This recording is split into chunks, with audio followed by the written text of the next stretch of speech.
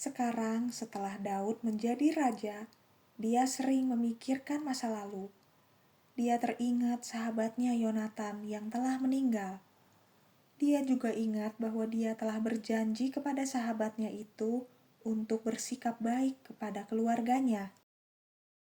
Jadi suatu hari, Daud bertanya kepada hamba-hambanya, "Apakah masih ada keturunan Saul dan Yonatan yang tersisa, supaya aku dapat berbuat baik kepadanya?"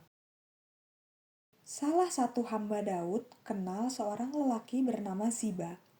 Ziba masih bekerja di keluarga Saul.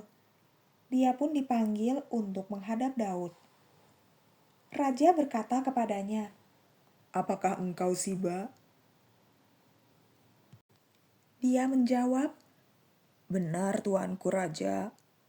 Kemudian Daud bertanya, "Adakah seorang yang masih hidup dari keluarga Saul yang kepadanya aku dapat berbagi kebaikan Allah?" Betapa baiknya Daud mau melakukan apa yang sudah dia janjikan di masa lalu. Ziba menjawab raja, "Masih ada seorang putra Yonatan, namanya Mefiboset. Kedua kakinya lumpuh." Tahukah kamu apa sebabnya? Ceritanya sangat menyedihkan. Ketika Mefiboset masih kecil, baru berusia 5 tahun, negeri Israel sedang berperang. Ingat, perang yang menyebabkan Yonatan meninggal. Ketika berita itu sampai ke istana, seorang pengasuh menggendong Mefiboset dan melarikan diri. Tapi, ketika dia cepat-cepat lari, anak itu terjatuh dan menjadi cacat. Sekarang Raja Daud bertanya, "Di mana dia?"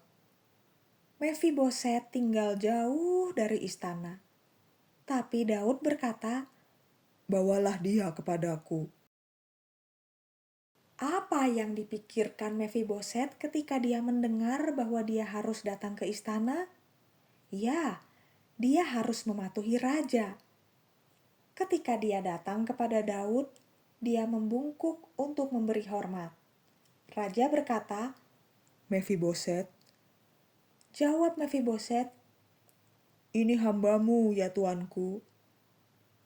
Daud berkata kepadanya, "Jangan takut, karena aku pasti akan menunjukkan kebaikan kepadamu demi ayahmu Yonatan, sahabatku. Aku akan mengembalikan semua tanah milik kakekmu Saul, dan kamu akan selalu makan di mejaku." Mefiboset sangat terkejut. Dia membungkuk lagi. Kemudian raja berbicara kepada Ziba, hamba Saul, dan berkata kepadanya, "Aku telah memberikan kepada cucu tuanmu segala sesuatu yang menjadi milik Saul dan keluarganya. Engkau beserta anak-anakmu dan para hambamu harus menggarap tanah itu untuknya. Engkau harus membawa hasil panen supaya cucu tuanmu dapat dicukupi kebutuhannya. Dan Mefiboset, dia akan selalu makan di mejaku." Lalu Ziba menjawab sang raja, "Apapun yang Tuan perintahkan kepadaku, hambamu ini akan melakukan." Mefiboset tahu bahwa semua ini adalah kasih karunia. Semua ini karena kasih. Kita juga dapat hidup dari kasih karunia. Kasih karunia Tuhan kita, Yesus. Tahukah kamu bahwa Dia mengundang orang untuk duduk makan di mejanya juga? Apakah kamu ingin dekat dengan Tuhan Yesus? Mintalah kasih karunia-Nya. Yesus tidak pernah menolak siapapun yang datang kepadanya. Sejak hari itu, Mefiboset tinggal di Yerusalem. Dia selalu makan di meja raja. Hidupnya sudah banyak berubah. Kasih karunia selalu mengubah hidup. Ketika Yesus memberimu kasih karunia, hidupmu tidak akan pernah sama seperti sebelumnya.